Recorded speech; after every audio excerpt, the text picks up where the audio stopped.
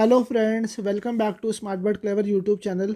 My name is Shivansh and in this particular video we will be solving some more questions related to discrete probability distribution. So guys ये second part है. पिछली video में हमने पहले से ही कुछ question solve करे थे जो कि आप अपने स्क्रीन पे देख सकते हो. We have already solve this particular question and अगर आपने पिछली वीडियो नहीं देखी है सो आई रिकमेंड दैट आप पहले पिछली वीडियो के क्वेश्चन सॉल्व कर लो देन इस वाली वीडियो पे आप आ जाओ. सो सबसे पहले हम ये क्वेश्चन स्टार्ट करते हैं अपना. ये क्वेश्चन सॉल्व करते हैं. On a 5 question MCQ test, on a 5 question MCQ test there are 5 possible answer. 5 question है मेरे गाइस यहाँ पे. ये है मेरा फर्स्ट क्वेश्चन, ये है मेरा second question, this is my third question, this is my fourth question and this is my fifth question. So मेरे ये 5 क्वेश्चन हो गए. क्वेश्चन 1, क्वेश्चन 2, क्वेश्चन 3, क्वेश्चन 4 और question 5. There are 5 possible answer of which one is correct. यहाँ पे कितने possible answer है? यहाँ पे 5 पॉसिबल आंसर है जिसमें से एक करेक्ट है. If a student guesses randomly and independently, ये दो वर्ड्स आप पढ़ो. स्टूडेंट रैंडमली गेस करेगा और इंडिपेंडेंटली गेस करेगा.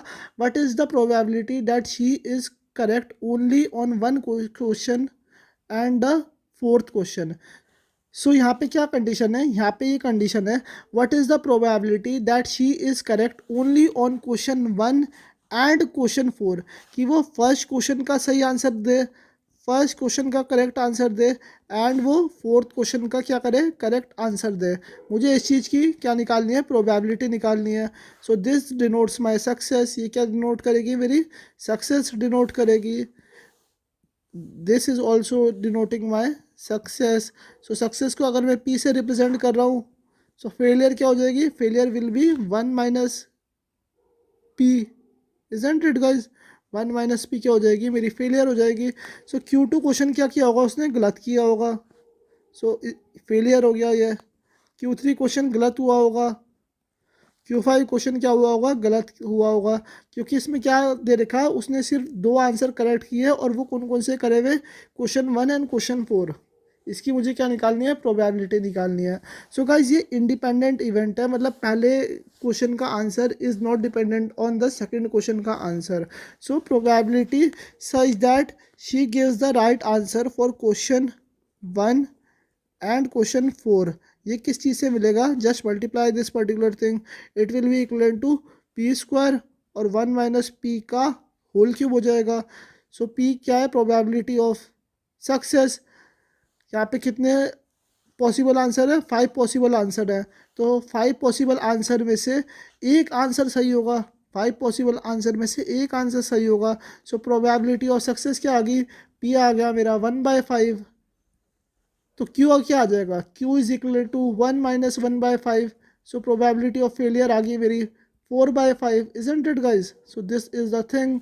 अब आप इसे सिंप्लीफाई कर दो. सो 1/5 का होल स्क्वायर और 1 minus P that is equal to Q. Q क्या है मेरा? 4/5 है. इसका क्या आएगा? क्यूब आएगा. सो if you will be solving this particular thing you will be getting 0.0204 as the answer. So probability अगर वो क्वेश्चन 1 एंड क्वेश्चन 4 का सही आंसर देगी it will be equal to 0.0204. this is the answer. So guys अब हम अगला question देखते हैं. My next question is this one. On a 5 question multiple choice test, there are 5 possible answers of which one is correct.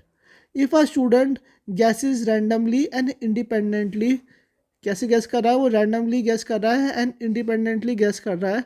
What is the probability that she is correct only on 2 question. अब हमें यहाँ पे क्या बताना है? हमें ये probability बतानी है कि एक जो बच्चा है वो क्या कर रहा है? एक टेस्ट दे रहा है.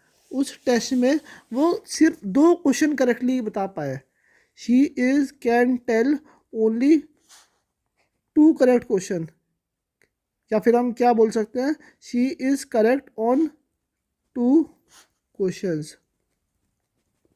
ये चीज़ यहाँ पे लिखी हुई, मैंने इसे ऐसे कैसी यहाँ पे नोट डाउन कर दिया आपकी कन्वीनियंस के लिए. सो गाइस यहाँ पे कितनी सक्सेस चाहिए? How many success I need? I need 2 success. मुझे कितनी सक्सेस चाहिए, 2 सक्सेस चाहिए, उसे 2 आंसर सही बताने हैं। और यहाँ पे कितने क्वेश्चन है, यहाँ पे नंबर ऑफ क्वेश्चन है मेरे 5, there are 5 question. So guys मुझे एक चीज़ पता लग गई, नंबर ऑफ ट्रायल्स पता लग गया, और मुझे नंबर ऑफ सक्सेस भी पता लगी, नंबर ऑफ सक्सेस भी पता लगी, और प्रोबेबिलिटी ऑफ सक्सेस भी पता है, प्रोबेबिलिटी ऑफ फेलियर भी पता है। प्रोबेबिलिटी ऑफ सक्सेस क्या होगी, प्रोबेबिलिटी ऑफ सक्सेस होगी, ये देखो इसे पढ़ो। On a 5 question multiple choice test there are 5 possible answers of which one is correct. मतलब कि 5 पॉसिबल आंसर हैं। जैसे अगर MCQ क्वेश्चन आते हैं ना, ये एक MCQ क्वेश्चन लिख रहा हूँ मैं, 1 2 3 4 और ये 5, ये ऑप्शन ए हो गया, ये ऑप्शन बी हो गया, ये ऑप्शन सी हो गया, डी हो गया, ई हो गया। 5 पॉसिबल आंसर है, उसमें से सिर्फ एक करेक्ट है। सो प्रोबेबिलिटी ऑफ सक्सेस किसकी इक्वल आएगी, it will be equal to 1/5, this is P. और क्यू किसके इक्वल आएगा, Q will be equal to 1 minus 1/5 which is equal to 4/5। Are you getting this particular thing. So guys ये कौन सी distribution है, this is my binomial distribution. कौन सी डिस्ट्रीब्यूशन है गाइज ये, this is my binomial distribution. So binomial distribution का probability mass function क्या होता है, PMF of binomial distribution is given by probability such that a random variable x takes a value small r is equal to NCR p की power r q की power n minus r। So this is the thing. So अब हमें क्या करना है, हमें इसे simplify करना है। Just substitute the value. Probability किसकी चाहिए, 2 सक्सेस की चाहिए। नंबर ऑफ ट्रायल्स कितने हैं, 5 है। 5 क्वेश्चन में से मुझे 2 क्वेश्चन का सही जवाब देना है, और अगर मैं सही जवाब दूंगा तो मुझे कितनी प्रोबेबिलिटी होगी उस पर्टिकुलर चीज़ की, मेरी 1/5 प्रोबेबिलिटी है उस पर्टिकुलर चीज़ की। सो 1/5 का स्क्वायर, और अगर गलत दूंगा आई विल बी गेटिंग 4/5, 4/5 की पावर 3 हो जाएगी। So if you will be solving this particular thing you will be getting your answer as 0.2048, 0.2048। so this is the required answer। so guys आपको समझ आया क्वेश्चन कि how we approach this particular question and हमने कैसे इस चीज़ को अच्छे से सॉल्व कर दिया। सो फ्रेंड्स अब हम अगला क्वेश्चन देखते हैं। हमारा अगला क्वेश्चन क्या है, if x is a number of 6, x क्या डिनोट कर रहा है, x is a number of 6 that turns up when 72 ordinary die are independently thrown, then find expectation of x square। so guys मुझे यहाँ पे एक चीज़ दे रखी है, ये जो आप लाइन पढ़ोगे, if x is a number of 6 that turns up, that turns up का मतलब क्या है गाइज, अगर मैं एक डाइस को थ्रो कर रहा हूँ तो मेरे ऊपर की कंडीशन में जो डाइस के ऊपर आएगा नंबर क्या होना चाहिए, दिस शुड बी 6, ये क्या आना चाहिए, 6 होना चाहिए। सो यहाँ पे क्या कंडीशन गिवन है, यहाँ पे 72 ऑर्डिनरी डाई को मैंने इंडिपेंडेंटली थ्रो कर रहा हुआ। सो नंबर ऑफ डाइस कितने थ्रो करे हुए, I have thrown 72 dice. So N मुझे पता लग गया। अब यहाँ पे प्रोबेबिलिटी ऑफ सक्सेस क्या है, प्रोबेबिलिटी ऑफ सक्सेस है 6 आने की success, so it will be equal to 1/6। Probability of failure आ गई, फेलियर की प्रोबेबिलिटी कितनी होगी, it will be 1 minus 1/6 which is equal to 5/6। is it clear guys। so ये इवेंट कैसे हैं, these are my Bernoulli trial, ये क्या है, this is my Bernoulli trial है। so guys here x is a discrete random variable, क्योंकि यहाँ पे discrete probability distribution के बारे में बात हो रही है, it is a discrete random variable। बहुत सिंपल कॉन्सेप्ट है गाइज। अब हमें क्या करना है, we have to find the expectation of x square. हमें क्या फाइंड आउट करना है, we have to find expectation of x square. So guys अब पॉइंट आता है, अब बात ऐसी है कि ये पर्टिकुलर चीज़ निकलेगी कैसे। हमने एक प्रॉपर्टी पढ़ी थी वेरिएंस की, वेरिएंस कैसे निकलता था guys, variance of x was given by expectation of x square minus expectation of x का whole square. Is it clear guys, variance of x was given by expectation of x square minus expectation of x का whole square. So ये चीज़ हमने पिछली video में देखी थी, ये सिंपल प्रॉपर्टी है, आपको पता भी होगी। सो वी नो PMF क्या होता है बायनॉमियल डिस्ट्रीब्यूशन का, PMF of binomial distribution is, binomial distribution में दो पैरामीटर होते हैं, n number of trial and p denote by probability of success. So it is equivalent to NCR p raise the power r q raise the power n minus r. So इसका variance कैसे निकालता था मैं, variance इसका मुझे पता है, it is equal to NPQ. यहाँ पे आपको n पता है, n is 72, p is my 1/6 and q क्या है मेरा 5/6 है. ये देखो आप, n कितना था यहाँ पे 72 के इक्वल था. सो यहाँ से आप वेरिएंस निकाल दो. वेरिएंस क्या आ गया गाइस मेरा, वेरिएंस आ गया मेरा 10 which is equal to v of x. आप एक तरीके से लिख दो. अब यहाँ से आप मीन निकाल लो. एक्सपेक्टेशन ऑफ x किसके इक्वल है, it is equal to n into P. So n कितना है 72 मल्टीप्लाई बाई p की वैल्यू क्या है 1/6 है प्रोबेबिलिटी ऑफ सक्सेस की. So that is equal to 12. सो एक्सपेक्टेशन ऑफ x आ गया गाइज मेरा 12. सो ये चीज़ आई आपको समझ में, एक्सपेक्टेशन ऑफ x 12 आ गया. वेरिएंस मुझे पता लग गया, वेरिएंस कितना आया यहाँ पे 10 आया मेरा. So just substitute this value and get the answer. बहुत ईजी चीज़ है. कैसे करोगे आप ये सॉल्व, आइए देखते हैं एक minute. So we are solving this particular thing. अब हमें इसे सब्स्टिट्यूट करना है. सो वेरिएंस के बदले में यहाँ पे 10 पुट कर दे रहा हूँ.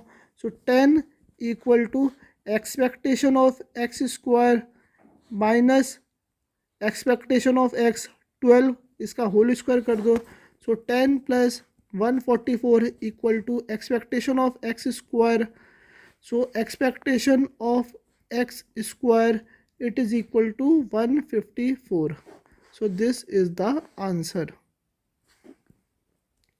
So guys, आपको समझ आ गई है particular question, how we solve this particular thing. It's very simple. एक बार आप खुद से भी प्रैक्टिस करने की कोशिश करो and just refer to this particular question again. अगर आपको समझ नहीं आया, वैसे तो आ जाएगा, इट्स सो सिंपल. सो अब हम अगला क्वेश्चन करते हैं. ये वाला क्वेश्चन है, ये रुक के सॉल्व करते हैं क्योंकि इसमें मुझे आपको एक कॉन्सेप्ट बताना है. सो उसके बाद हम एक क्वेश्चन और देख लेते हैं. ये वाला क्वेश्चन करो आप. इतने in a large population of people 50% are married. एक लार्ज पॉपुलेशन है जिसमें 50% क्या है मैरिड है. 20% are divorce, 20% are divorced. 30% are single, 30% are single. Single कौन होते हैं, जिनकी मैरिज नहीं हो रखी होगी.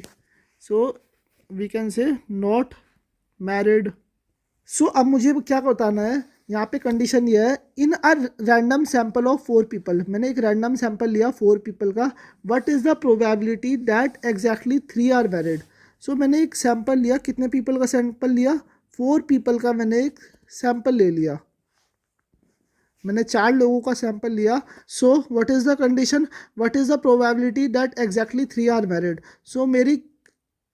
सो मुझे कितनी सक्सेस चाहिए, आई वॉन्ट 3 सक्सेस. यहाँ पे सक्सेस क्या है मेरी, गेटिंग मैरिड. मैरिड होना क्या है यहाँ पे सक्सेस है. सो 4 पीपल में से 3 की शादी हो चुकी होगी या होनी चाहिए, आप ऐसे करके बोल सकते हो. सो ये क्या है, यहाँ पे नंबर ऑफ ट्रायल्स फिक्स है. नंबर ऑफ ट्रायल्स क्या है, फिक्स है. उसके बाद नंबर ऑफ सक्सेस भी फिक्स है, नंबर ऑफ सक्सेस भी फिक्स है. प्रोबेबिलिटी ऑफ सक्सेस भी फिक्स है, प्रोबेबिलिटी ऑफ सक्सेस क्या है, फिक्स है. सो फेलियर की प्रोबेबिलिटी भी फिक्स है, फेलियर की प्रोबेबिलिटी भी फिक्स है. सो ये क्या है, this is my binomial distribution.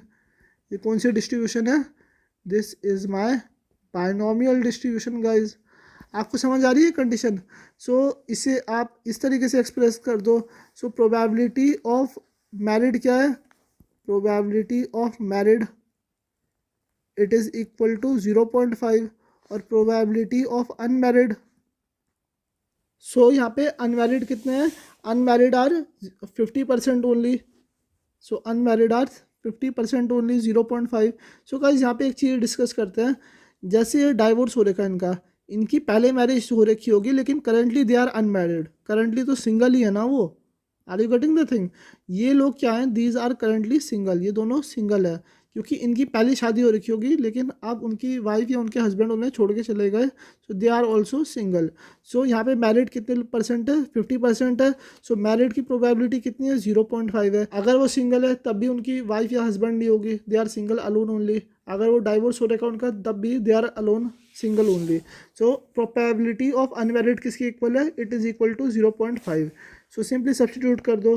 यहाँ पे क्या चाहिए मुझे, प्रोबेबिलिटी चाहिए सच दैट 3 आर मैरिड, 3 की शादी हो चुकी होगी।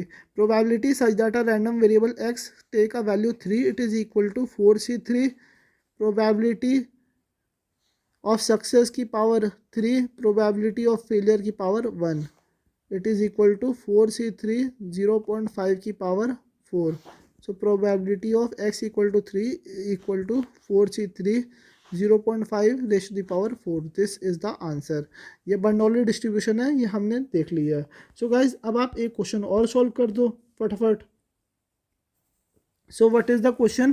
Question is if sum and product of the mean and variance of binomial distribution are 24 and 128 respectively, then the distribution is, मुझे गाइस बता रखा है, मुझे सम दे रखा है एंड प्रोडक्ट दे रखा है। किस चीज़ का? मुझे मीन एंड वेरिएंस का सम और प्रोडक्ट दे रखा है बाइनोमियल डिस्ट्रीब्यूशन के केस में।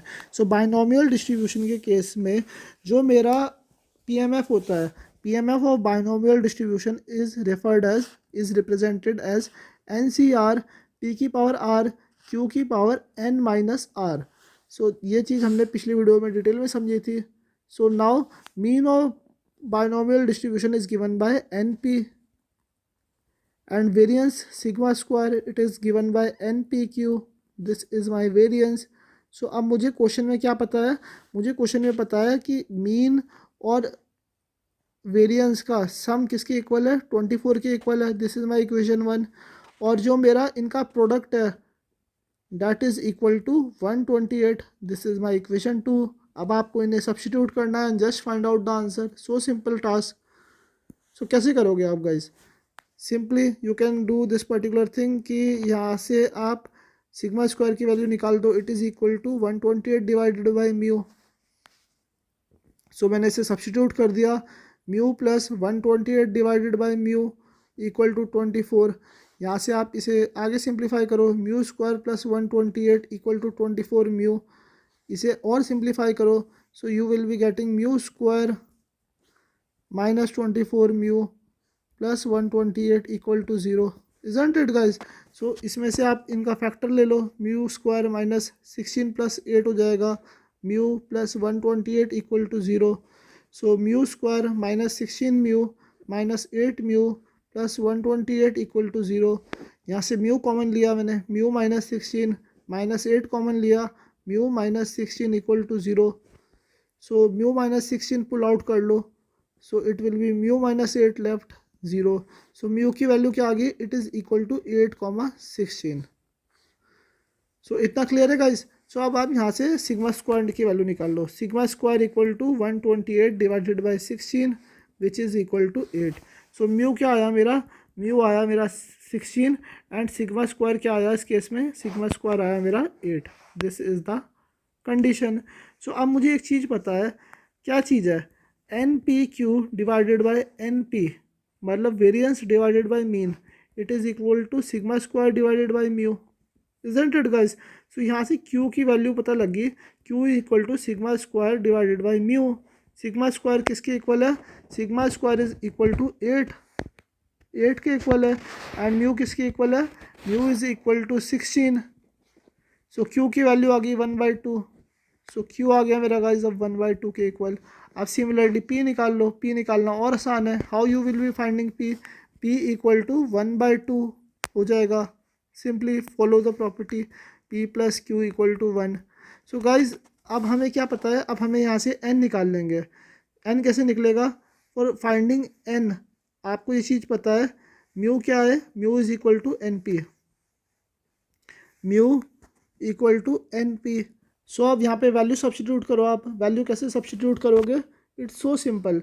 यहाँ पे म्यू की वैल्यू क्या है? म्यू की वैल्यू हमने 16 कंसिडर करी हुई।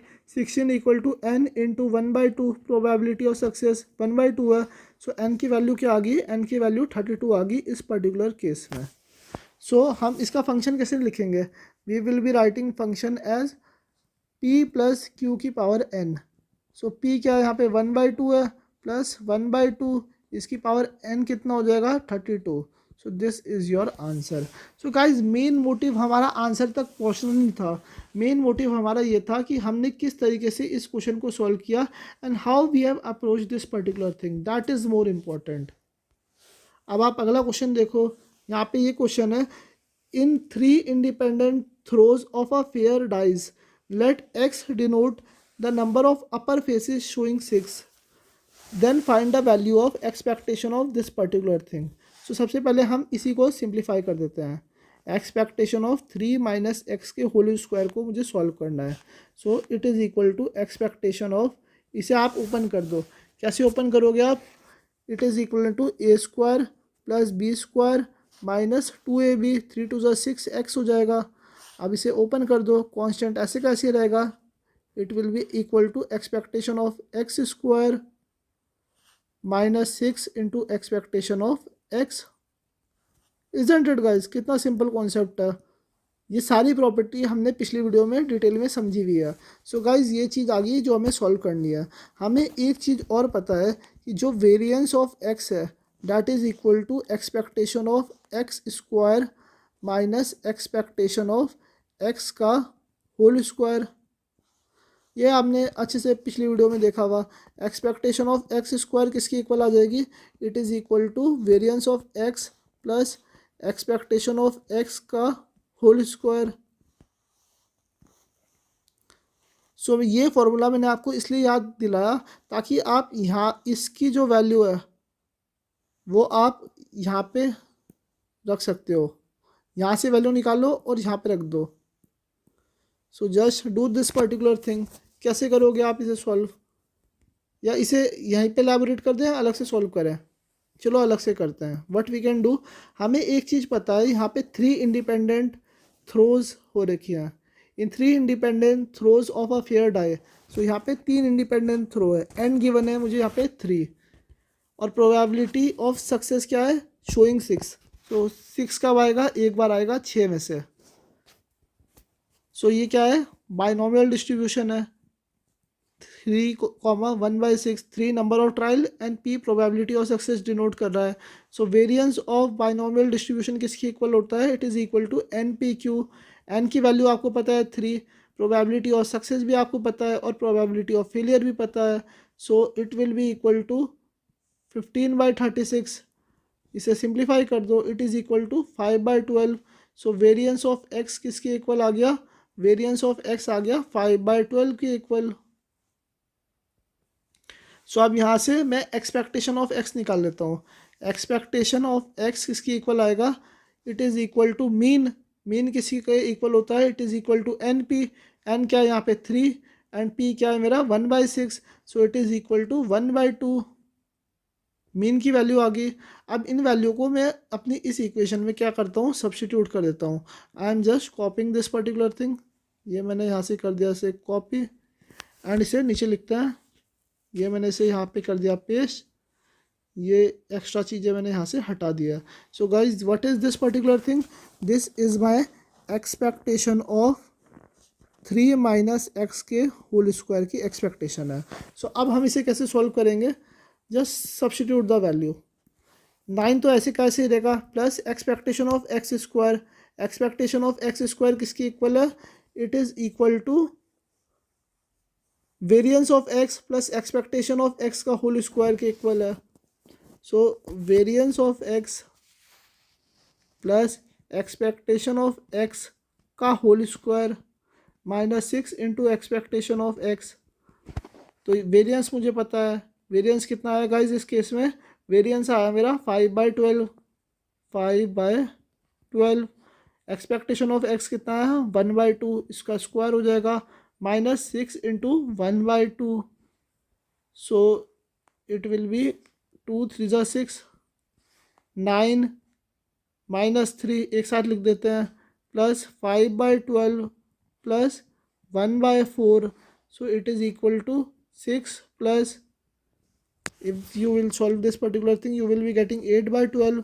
अगर आप इसे और सिंप्लीफाई करोगे you will be getting 80/12 and the final outcome which is coming to me, expectation of 3 minus x के whole square, it is equal to 20/3. So this is my answer.